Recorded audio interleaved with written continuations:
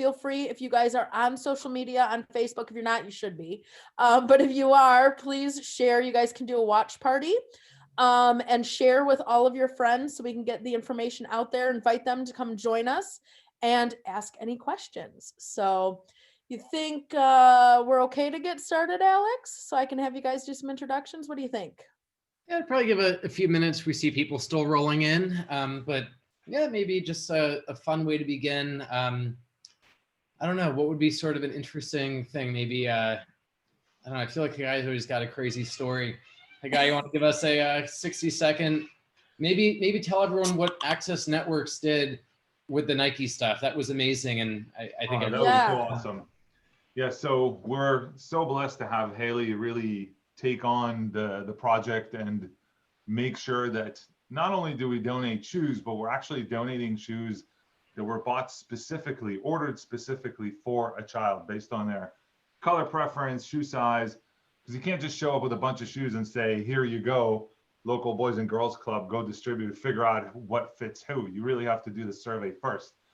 And so she's done that for 1,000 kids. And so. Which, can I just say, Hagai, like, seriously, I've done volunteer work, and like the fact that you guys thought about that is like makes it so much more special, right? Because it's not just, you know, just giving, like, which is great, right? To give shoes and to be like part of that whole thing, but it makes it be so much more personal for each one of those kids, and that someone specifically thought about them. And it's almost like that extra piece, because that's going to last even longer than the shoes are going to last, knowing that someone specifically thought about what might be cool, you know, for a boy or for a girl, you know, with that shoe size and that color size. So I think that's like even cooler, like, you know, even like the whole thing is awesome.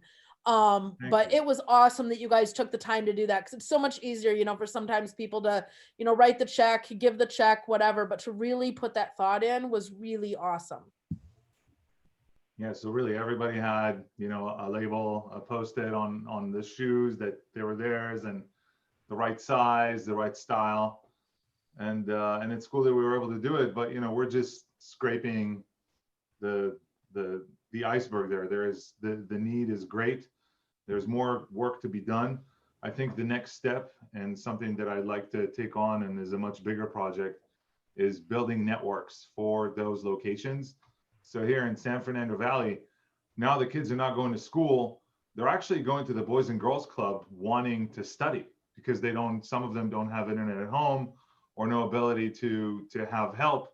And so, you know, the whole classroom element is completely missing in our society right now. It's virtually supplemented, but it's not a real replacement. And so when they go to the Boys and Girls Club, of course, you know, when I went, I asked, where's your network closet, and opened those doors for me.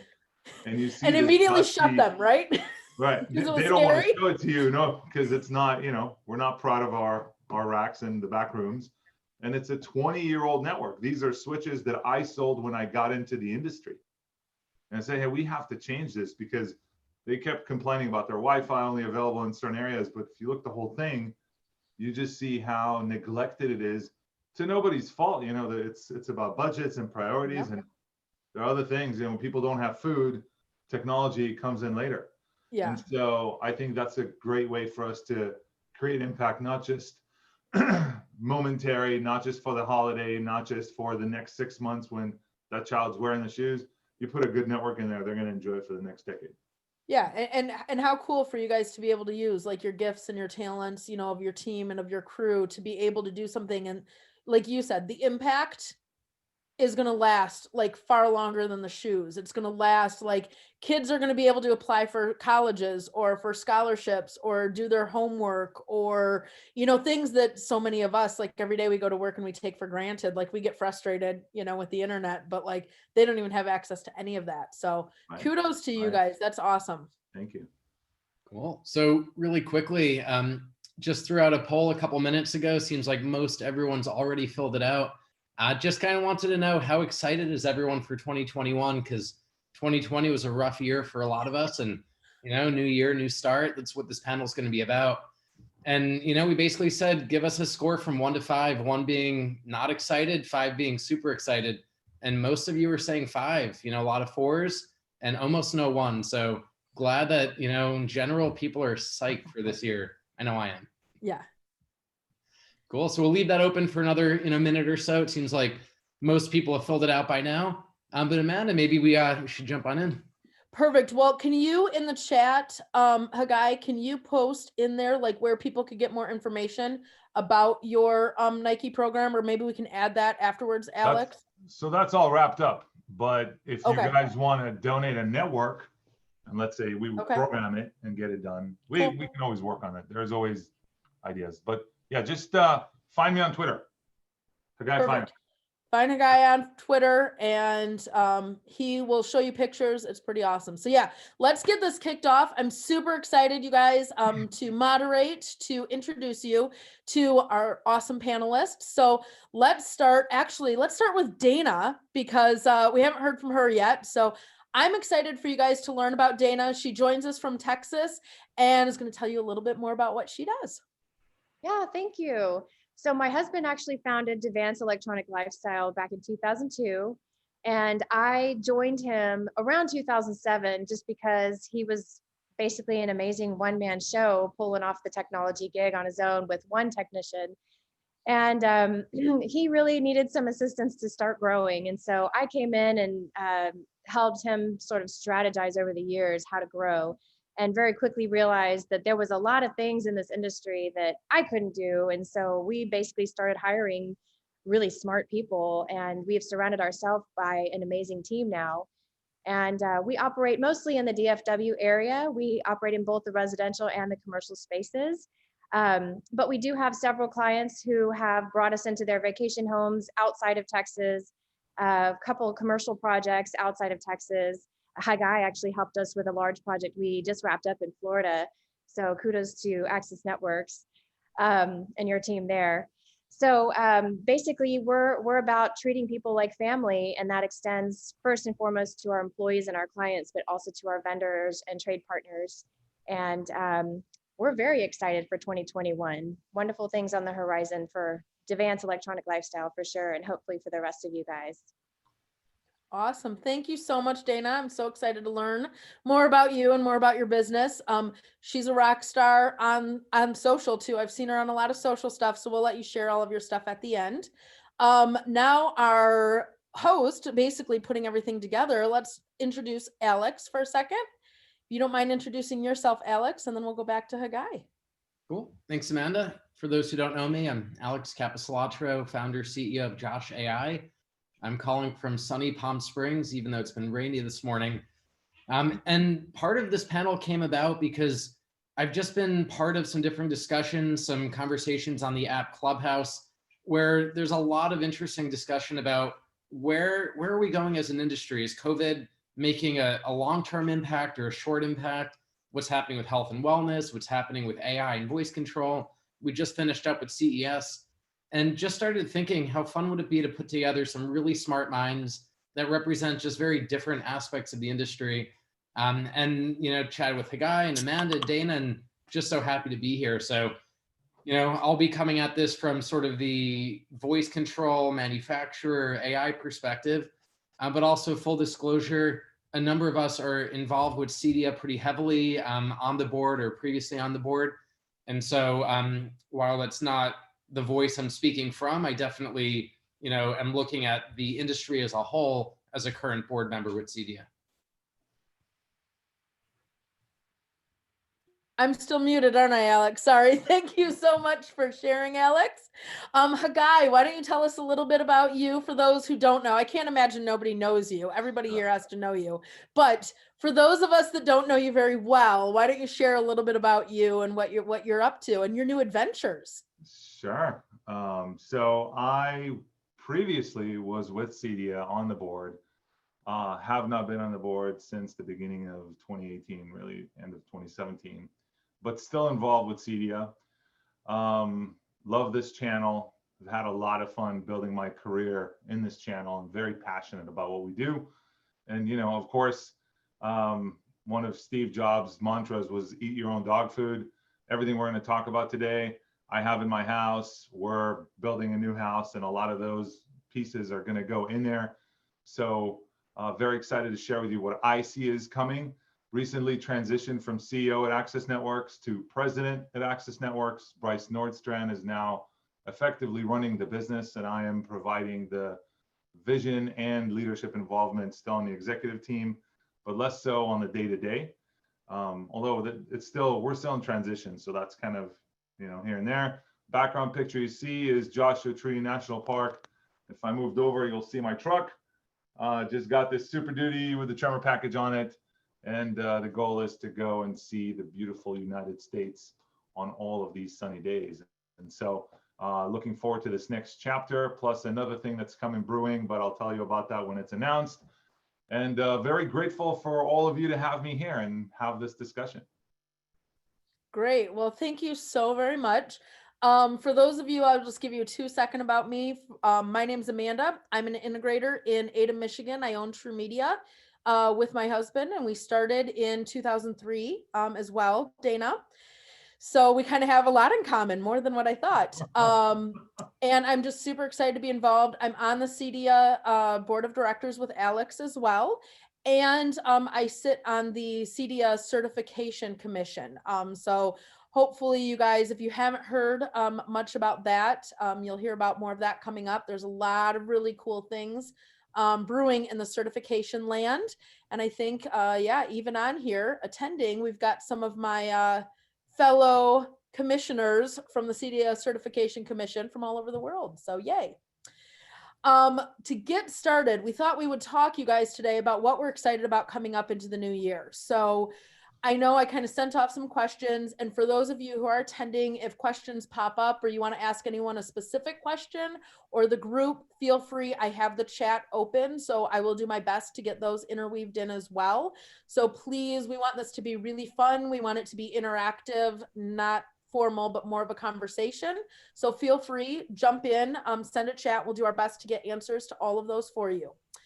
One of the first questions I posed to you guys that I would like to throw out there to the panel first is, now that we've seen from 2020, people have now spent a lot of times in their home, the greater part of this last year.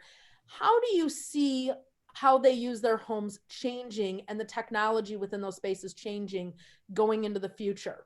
And do you see that continuing on into 2020? And maybe I'll start with you, Dana, because you just mentioned you're working from home. So you've had maybe a little bit more in the last year. So why don't you start?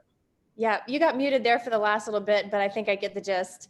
Well, really, from a network perspective, it's really important to have a strong network. My husband and I don't have any kids in the house, but for our clients who have kids or parents working from home, the off-the-shelf products are just not robust enough to provide the network that they need to do their homework, do their work. And so that's really important. Even having, one of those Google devices or something close to their workstation still isn't providing the robustness they need in their network. So we always, recommend a hardwired solution for our clients. And in addition to that, a lot of people are really looking forward to having lighting control in their homes. And so that's another big movement that I'm seeing. It's interesting too, talking about working from home and schooling from home. Some of our clients are actually talking about building homes with 2 home offices rather than the traditional 1 home office. And several of our clients are also talking about actually building a school room for the kids to be schooled at home and have all their workspaces there together. So it's really interesting to see that kind of development. It's actually changing the way we could potentially build houses going forward. And I do see this lasting for a long time. A lot of people are saying they don't know that they'll ever go back to a work in an environment where you're in an office, that they're always going to have a work from home type thing going on. And so I think it's only going to continue from here. Yeah, that I would totally agree with that. I think you're going to see a lot of that change with classrooms. I have high school and college kids at home, so I feel the pain on the network and finding places to work. Everyone has to go to their own corner of the house. So what about you, Hagai? How do you see, we talked a little bit, Dana mentioned network, so I'm sure that that's kept you guys very busy in this last year. How do you see that changing?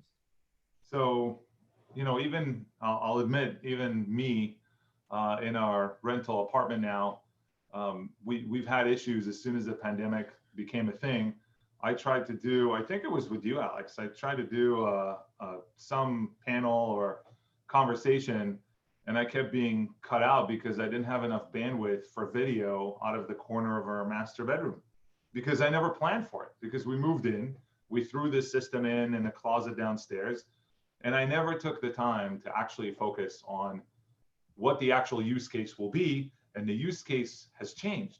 And so now the network that I needed wasn't there, and I had to rush to the office, go get some parts, build a more robust mesh system for myself to fix the issue.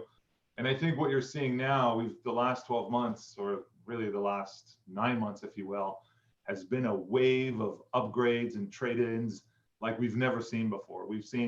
We're an established business, and we've seen this hockey stick of almost 50% growth in the last year. But it speaks to the entire channel of what our homeowners demand right now and are not willing to compromise on one end. And on the other end, I think that simplicity is at a premium, because we are so aggravated and we have to plan so much going even to the grocery store, that technology should be the least of our worries. As a homeowner, I'm telling you, I don't want to worry about it. And if I have to deal with a problem, then it just disrupts my day. And so on one end, we want a more advanced solution that is all encompassing and covering every corner and giving us exactly what we want. And on the other end, we want simplicity. And so if our channel can continue and deliver that, I think we're going to continue and thrive. And I feel your clients, Dana, on Spaces. I've been running to my Tesla to do conference calls because there is no quiet space in the house for me. And right now, this is a rental situation, so it's not the permanent situation, but these are conversations that are being had right now. How do we build our house to accommodate the stay-at-home situation? And how do we make sure that everybody has a space where they can learn, space where they can work, and also have all the technology we want and still maintain that simplicity we're looking for? Well, and that I think leads in really well. Alex, I'm going to let you answer that question, but I also want to pose, we had a question that popped in that I think kind of blends well in that. Benjamin Wood asked, what unique integration challenges will we face as the internet generation of homeowners begin investing in their home technology? So kind of on that same home thing, what unique challenges do you think they're going to see with integration? So if you don't mind answering that maybe as well.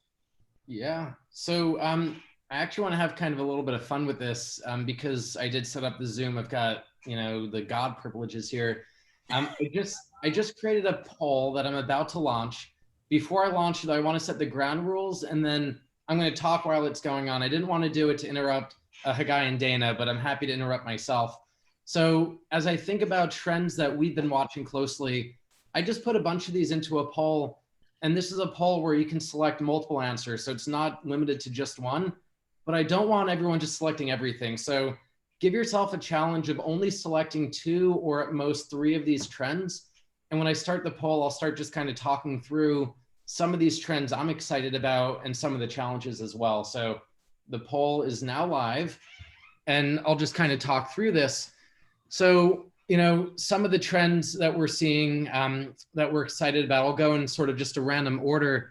Work from home is obviously a really big one, a really important one.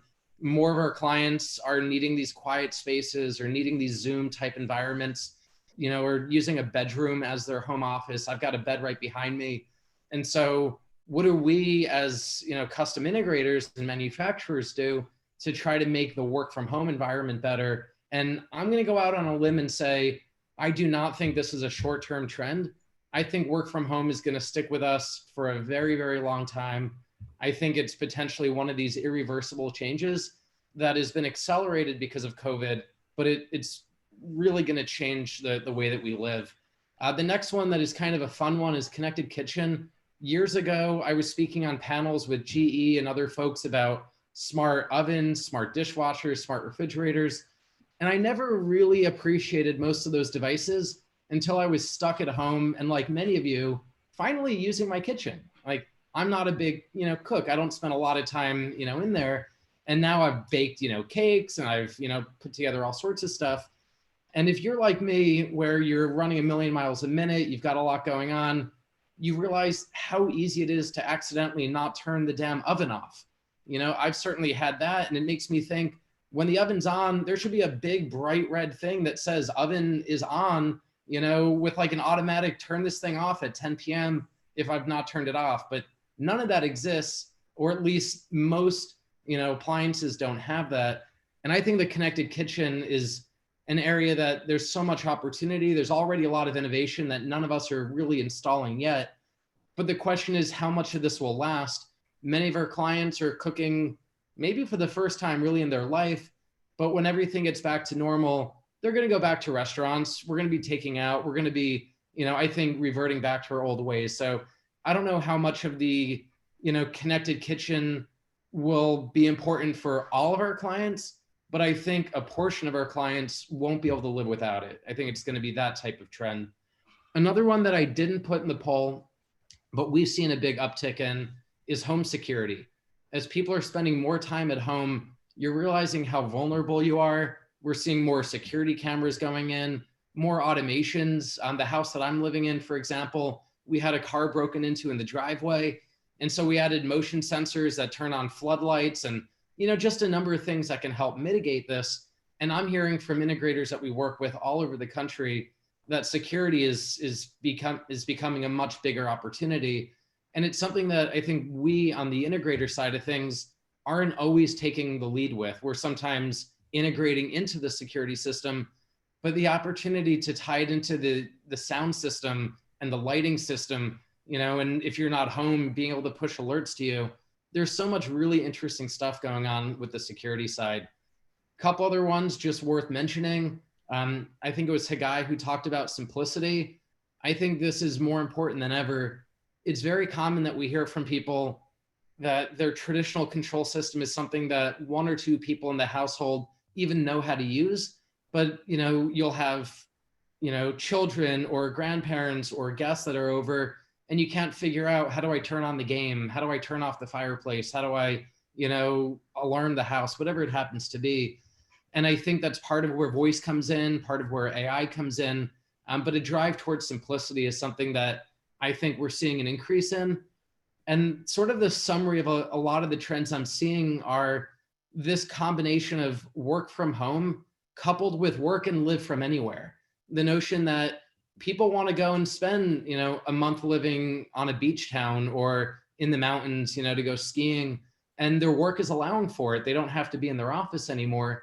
And so I think that means that they both want to rent homes that are connected and have technology, but they're also beginning to rent out their homes that need to be easy to monitor remotely, easy for the guests to be able to work with. And so I think the drive towards simplicity is a trend that personally I'm excited about. I'm seeing a lot of, and I don't think is going to be reversing anytime soon. So those are just some of the things. I mean, there's so many trends. But it is worth noting, I'm just looking at the poll right now. I will give you guys another 30 seconds and then I'm going to end it and share it because I don't think everyone can see it except for the panelists. But the responses are all over the map. I mean, we're not seeing one or two clear winners. We're seeing there's kind of a lot of everything. To give you an idea of percentages, I'm seeing 60% voice, 45% lighting, 30% wellness, 53% work from home. Like there are a lot of trends that are exciting. Interestingly, one of the ones that didn't get a lot of uptick, but I think is worth talking about is home fitness. We've seen those who watch the stock market and sort of emerging companies like Peloton and Mirror are just on fire. They can't, you know, stock enough inventory. They're selling out like crazy. I wonder what this is going to do for our business. I wonder, is this going to really disrupt the idea of going to a gym? I mean, with COVID in particular, it's not something people want to do. But how much of what we do with the sound systems and the HVAC systems and even the entertainment systems will ultimately be part of your at-home treadmill and, you know, spin class and all that stuff. So I'm going to end the poll, share these stats, but this is. I was going to say, it's interesting, Alex, with seeing so many different things. Do you think we're going to start seeing like AV integrators become more specialized in a certain area where you might have one, you know, you might contact an AV integrator that's focused more on wellness and health or whatever, and one that's more focused on aging in place? That was another question that we had come up. Where do we see aging in place?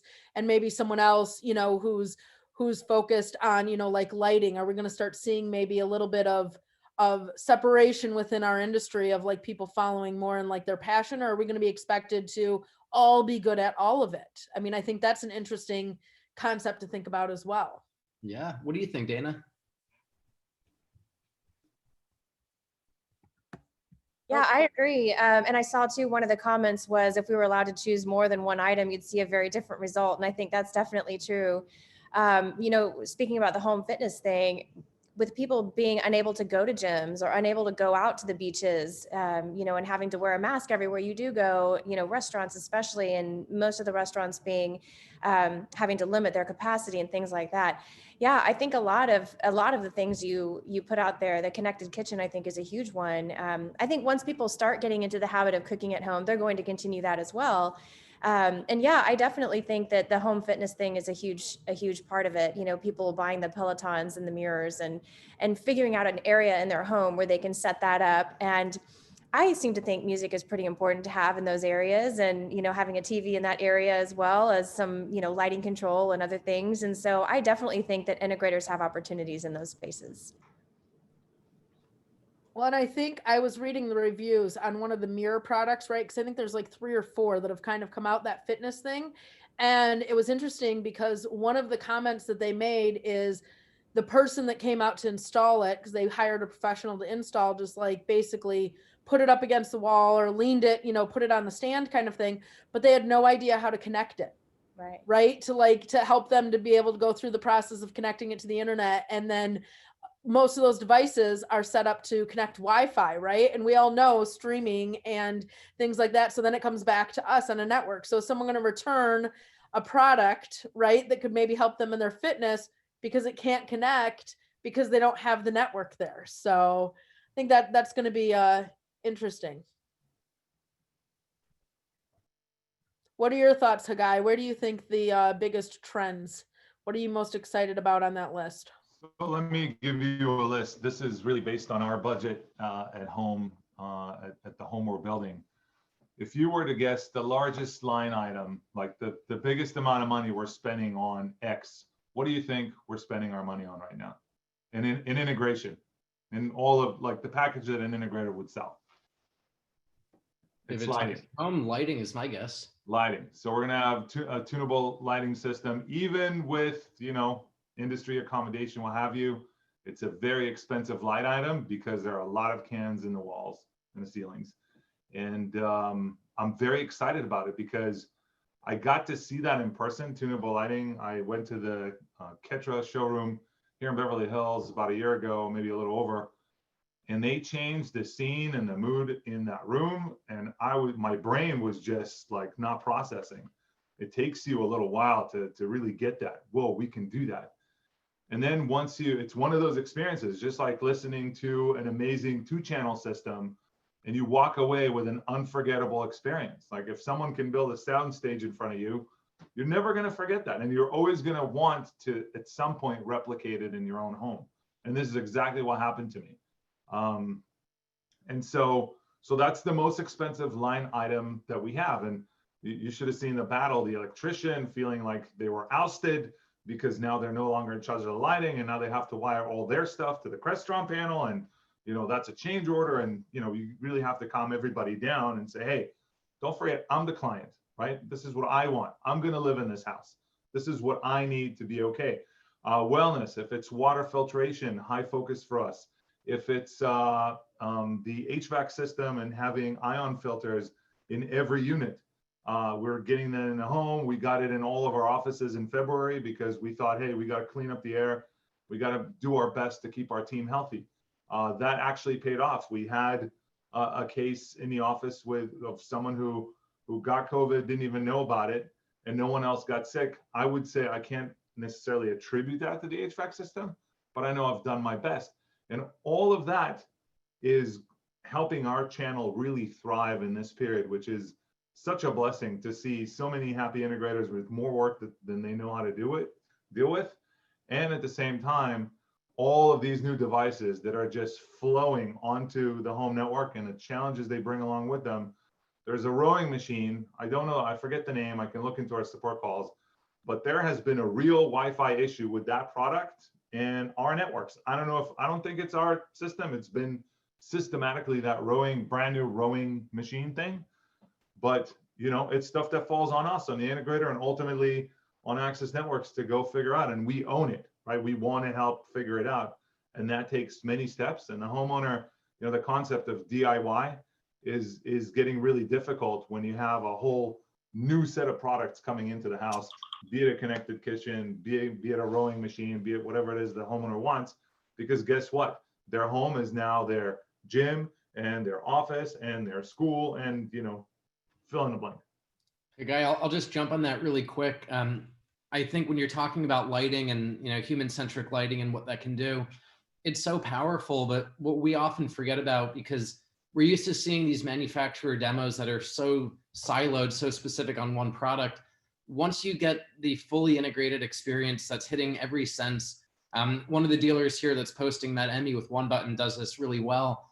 You can just really change someone's entire feeling. And so an example that I do at home is I set up a relax scene where this is in sort of my great room. It's kind of the kitchen, living room. We spend a lot of time. This is a room where I'll have business meetings. I'll sit down and watch TV. We'll have breakfast. It serves multiple purposes. And this relax scene that I set up, it sets the TV to go to this hour-long video of just clouds. It's a super nice, relaxing video. Nothing sort of fast, nothing, too high in contrast, with the right kind of spa music, kind of Buddha bar type feel. The lighting adjusts, the shades kind of, close halfway. And it goes from this room that feels high energy, kind of let's wake up, let's get going, to this just very spiritual experience in a matter of a second. And that multi-purpose environment where you're hitting the audible senses, the visual senses, the lighting, even, getting the HVAC tied in the right room, depending on, a roof opening or a fan turning on. It's amazing how you can extremely adjust your emotions. And most clients have never experienced this. And when we can introduce this to them, I mean, it's just such a gratifying feeling. Amen. Absolutely. No, I think that's a great way to think about it too, is, just the space is changing, right? We so often, someone mentioned over in chat, about the redevelopment or reemergence of like the theater room, right? Because we can't have it. You can't go out to theaters the way that we used to.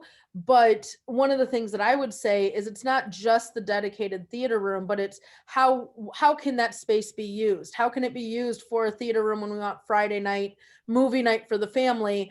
But if I want we have a women in AV yoga group and we do yoga. So if we want to do it, do our yoga in that space, or, if we need to relax, or the kids maybe need to let off some steam, how can we maybe use that screen as like an interactive? So I think we're going to have to stop thinking too about like just siloed rooms, like the kitchen just does this, or the dining room or the breakfast nook does that. Like, I love how you said, Alex, like you transform that same space, but it feels like a very different space because of what you've automated and what you've integrated into there. And I think if we start thinking that way, that will be a huge push for us.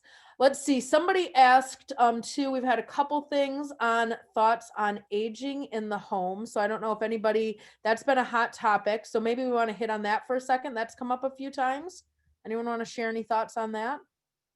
Sure. My dad is not really aging. He's almost 70, but it feels young to me.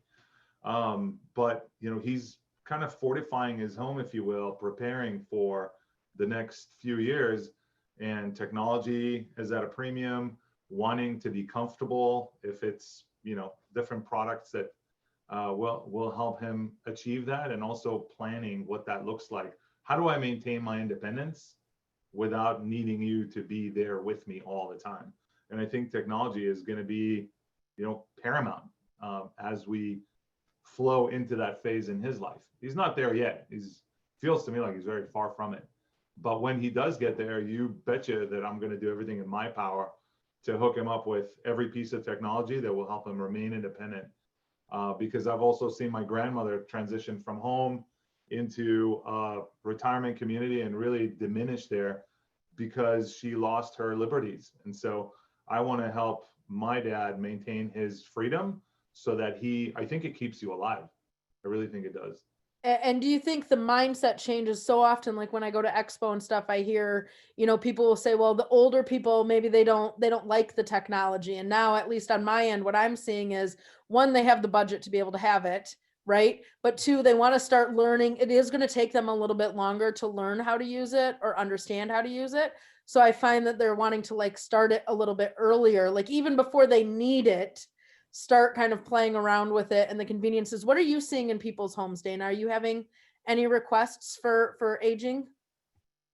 My husband could definitely speak to that for specific requests, but I think Alex really hit it on the head. There's just so many diverse technologies out there, and it's really important to simplify, and I think that's one thing our company really, we specialize in making it easy. I love the term easy button. You have to have an easy button, especially for those who don't feel so very connected to technology, but they love the conveniences that it can provide. So I think it's about simplifying and making sure that they're comfortable using the technology that they're investing in, because it is an investment, not only in their home, but in their own experience.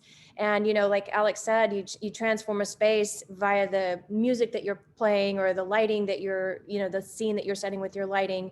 And there is a lot of that. And there's a lot of peace of mind that goes along with the added security of having cameras around your property that maybe you didn't think to have before. Now we're watching people steal packages off of our doorsteps with, simple doorbell technology that has a camera built into it, so just adding those conveniences and making sure that it's easy and simple to use. I think that's the most important thing. And I'll just jump in really quick. A little bit of devil's advocate on the aging in place stuff. So we're all hit with lots of different requests, and different markets have different, demands. I was seeing a lot more of this prior to COVID. And I don't know if it's just a matter of we're getting inundated with other types of requests, but in the last 12 months, I've personally not seen as many aging in place requests as I had been seeing. I definitely think long-term, it's a very important, direction for many of us to be moving. I think, being able to live longer at home comfortably is really important. But right now, when I think about where my company is focusing based on the feedback and the requests that we're getting most frequently, that's probably sitting down a little bit lower relative to some of these other trends that have emerged as being a little bit more pressing. Yeah, I think you're right on, spot on with that, right? Everyone wants to be able to work and function from the home first and foremost. So that does lead us into, though, great question from Jennifer. She wants to know, what do we think the AV's role in cybersecurity in these homes will be as we connect more of this stuff? Because obviously we've talked about a lot of things connecting, lighting, network, right? All of these extra devices in the kitchen, things like that. So where do you think our role is going to be in that as an industry? I would say the network it really needs to be secure. And this is kind of speaking above my pay level, but I know Hagai can speak more to it. That's his world. I think it's just really important that you have secure passwords in place and that you protect that information. And it's definitely a gray area. We don't want to be responsible for that, but because we touch that system, we are responsible for that, whether we like it or not. So it's just really important to take precautions and know when you need to be having a secure password in place and all the other firewalls and things like that. But you take it, Hagai. Sure. So the reason I held back and didn't just jump in is because I didn't want to hog the conversation. But I think our channel really is not going to have a choice. Right now we do. We can install, and I've had that conversation with many integrators, install a simple router, walk away, everything works. There is no mechanism of detecting any type of breach. And, if we don't know about it, maybe it's not happening, right? I've fought that battle with my internal IT team with my home network. I have an Access Networks home network. And guess what? There are some things that are just not working on the homeowner side that do work on my business side, which, I need to connect back to the office. I need to, at the same time, I need to print and work with other devices. And when you start VLANing things and you actually not just create a VLAN, but you're also blocking traffic between VLANs, it's aggravating to a point where there's been a lot of exchanges between myself and that team. And I keep coming back and reminding myself, hey, we really, if we want to take security in a serious way, we are going to have to compromise with our convenience. If you want to be secure, it's really hard to just have everything be open and have all of that convenience that we used to have.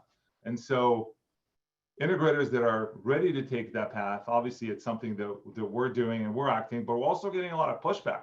So when we ship a network to an integrator that's not ready for that fully closed system, for example, if that is those are the wishes, that's going to come with a whole slew of challenges. What about if I told you can't forward ports anymore to any of your products? Not camera systems, not automation systems, not doing it anymore. I'm not opening up ports for you because I'm thinking about the homeowner's security more than your or their convenience.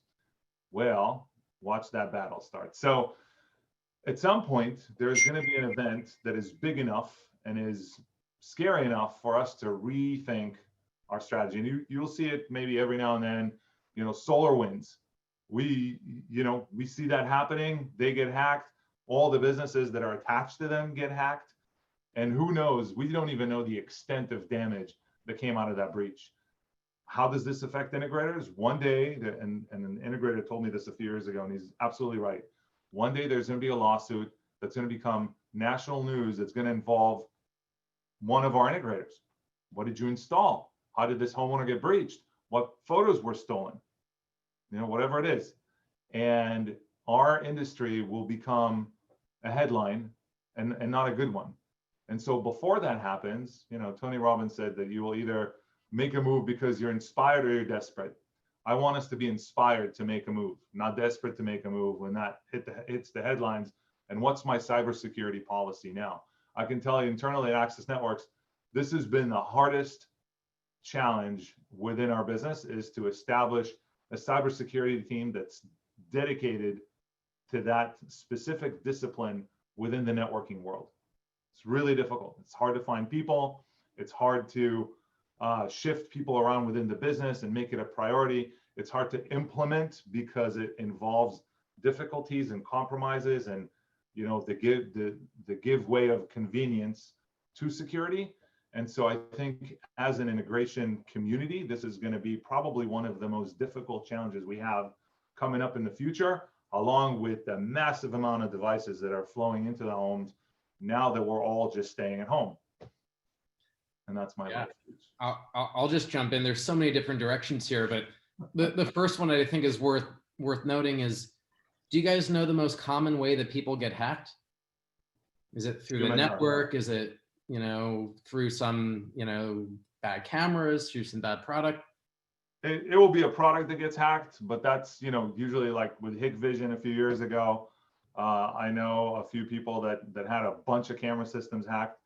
But when a client gets hacked, usually it's because they clicked on a link from an email that then, gave the intruder access to their local computer, and then ultimately they ended up looking at everything that's on the network. So that's what you would think. And it turns out that you're wrong by about an order of magnitude. The most common way is you've given someone your password. It could be an ex-girlfriend, could be a guest, could be the tech at the integration company that left and they've still got your passwords. And so I bring this up because people think that hacking is usually some really sophisticated coder that's, being malicious and getting into your system through some, hard code route, like hacking.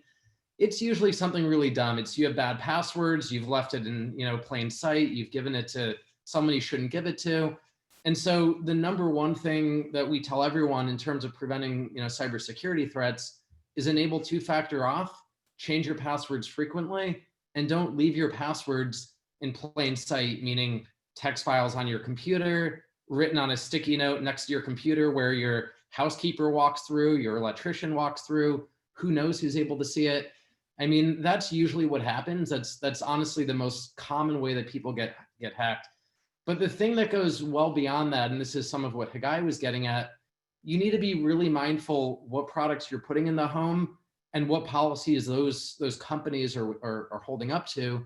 And this is something that I think, organizations like CEDIA can try to do a better job at creating standards and getting organizations to basically be more transparent about who's collecting your data, where's that data going, how's it being used. And this gets really tricky because of just how often companies are getting bought and sold. You think about, when Nest was a standalone company, I'm sure they had one set of privacy policies. Then they got bought by Google. Google now has access to that data. Maybe that's fine. Maybe it's not. Google could spin that off, but that's happening. Ring got bought by Amazon. A lot of different companies are, moving around. And so I think we need to be really mindful of who has that data, who's collecting that data, where's that data being stored. But if I were an integrator, if I were opening shop tomorrow, the very first thing I would do is put together a waiver that all of my clients sign that say, look, I'm using the best of my intentions, the best of my knowledge. I'm giving you as much information as possible. But there's always a chance that Samsung puts microphones in a television that we don't know about that's sending out to the cloud, and somehow that gets, exposed. We need to be really careful. I see Hagai getting excited. Chomping at the bit. No, so everybody read Chris Smith's comment. He said maybe the CI channel is starting to turn into MSPs. And that's been my prediction, is that if you were a storefront owner selling audio and you had a challenge transitioning into an integrator, running an integration business, maybe no storefront, no, by appointment only, your next iteration of the transformation to our business is becoming managed service providers. Absolutely. And I think, service itself is where there is a lot of uncovered dollars for our industry. And those who will be successful, just like integration, are the ones that will survive. Maybe not as stark of a shift as it was from storefront audio to integration, but integration to MSP. These are the guys that are going to thrive on what is going to happen in the next 5 to 10 years. I'll just quickly summarize too my standpoint, which is I don't think this is changing as a result of COVID, but I think it is a very important trend that we need to, as an industry, get behind, understand, have policies behind. And I think that the best that we can do is, when I go out in public right now, I assume that everyone has COVID and I act accordingly. I think we need to be the same with products that we put in our clients' homes. We need to assume any product could be a vulnerability, could be an issue, could be something that becomes a concern. And how do we get around that? How do we get ahead of that? What's our plan in place? And this is part of where building the right network with the right firewalls, the ability to stop certain IP addresses is part of the way in. But I also do worry, and this is what Hagai was mentioning, you never know what you don't know. And the best attacks are going to be completely invisible. And that's the scariest part. Crazy. There's we could have a whole panel, I feel like, on just the security thing. Like, what do you do as an integrator? Do you talk to a lawyer and have a contract, that says, what happens if somebody else touches the system? What happens, what we're seeing like in kitchens, if the appliance guy connects the refrigerators, connects the stove, so you have the convenience to preheat the oven, from while you're gone, but that's where the breach is. Who's responsible for that? So you could probably do a whole panel on that, Hagai. We should set one up. And to Alex's comment, think about, let's forget about the attacker in Russia that's going to try and hack into someone's house with a link via an email. Let's think about an integration company that's running a business, deploying systems, just like you, Amanda, just like you, Dana.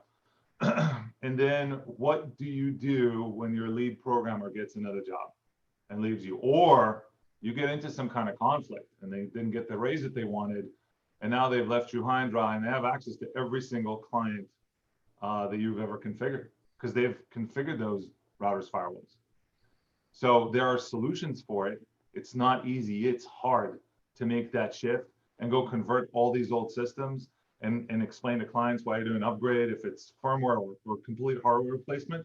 But I don't think we have a choice. And the smart business owners in the room are going to see this as a challenge and an opportunity to elevate their business, differentiate their business. So when you go sell this to a homeowner, you say, hey, if Joe, my programmer, is leaving, well, guess what? They have to connect to your house through my business. And when they're gone and their Active Directory account is gone out of my business, they also can't reattach to my office and therefore they can't reattach to your house. But to do that, to have that technology transformation within the integration business takes a lot of tenacity. You really need to want that as a priority within your business in order for that to happen. We've done it with several integrators where we do the actual integration system in the office and go down to those depths, and it's hard work. It's a lot of work. Crazy. Well, we could go on forever about that. It looks like we're in the last 10 minutes today of this. So I just want to hit a couple really quick things. Someone else mentioned this as well, with DIY products all coming out and being introduced. What are some of the best ways that integrators can respond and showcase their personal value versus someone just DIYing it? So one of you wants to answer that quick, and then I'm going to run down a couple of the other questions. Yeah. Yeah, I mean, I think it's presented an opportunity to integrators to showcase the value that we provide. DIY products are not meant to be customizable as much as the systems that we provide otherwise. And so I think it opens some doors where people may not realize what technologies are out there, and then they see some mass-produced commercial or, some other great marketing effort by these manufacturers to, whatever this DIY product is that got their interest. And then they come to an integrator and they say, hey, can you install this, doorbell solution or this camera solution? And we say, absolutely, we can install. The answer is always yes, right? So what is it that you're actually looking as far as the features that you want to enjoy and the conveniences that you want? And we just learn a little bit more about what they're trying to accomplish.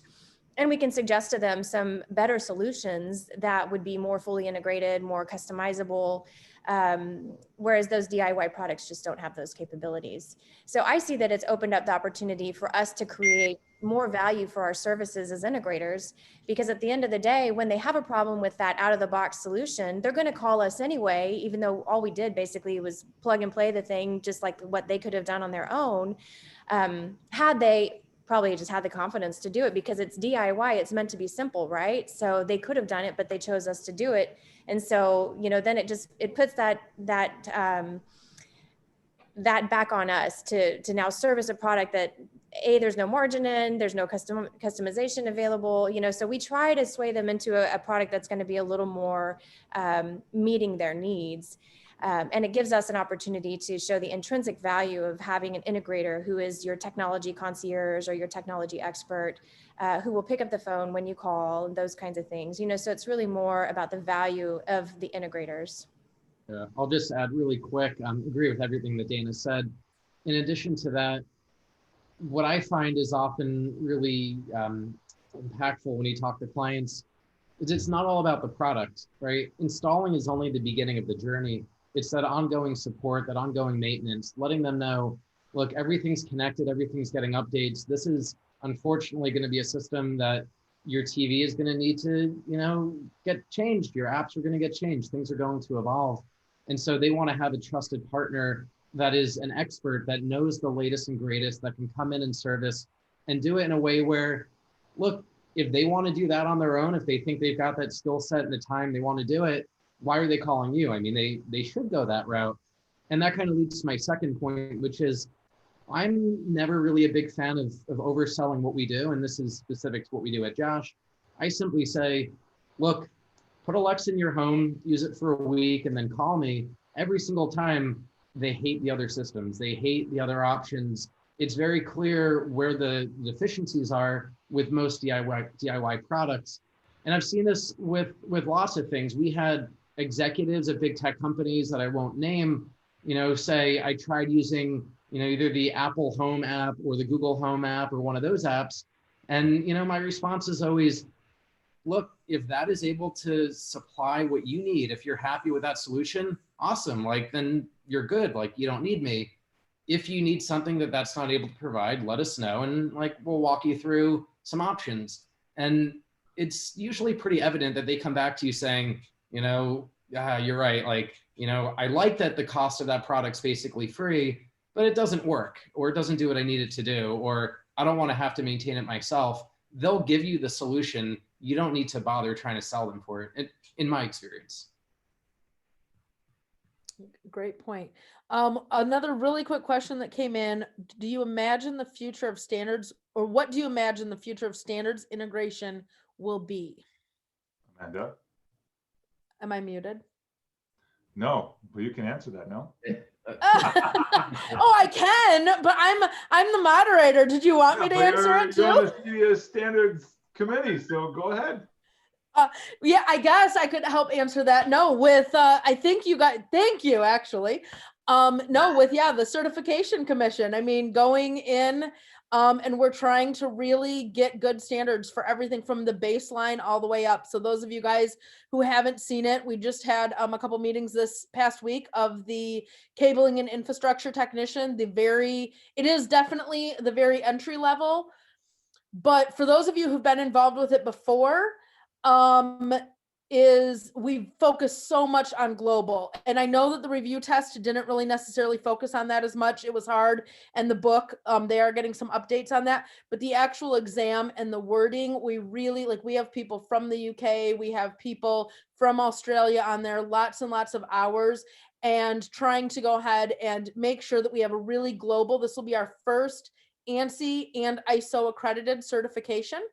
And so I think that that's where you're going to start seeing where it's going to elevate all of us, right? All rising ships. So it's really going to start separating us apart for sure, for where we're at in the industry. So. And really quick, Amanda, someone asked if you can put a link to that in the chat. Yep. And then I just want to quickly give the devil's advocate approach. When I started my company, there was this common belief that there's going to be this one unifying standard for integrating everything in the home. And, you know, if it's not here yet, just wait for it. And my favorite commercial or favorite comic, I think it's a XKCD comic or whatever that website is. It's a group of people in a room and they say, we're going to come up with the one standard to rule all standards. And, you know, they show kind of brainstorming and, you know, it's a little kind of step-by-step comic.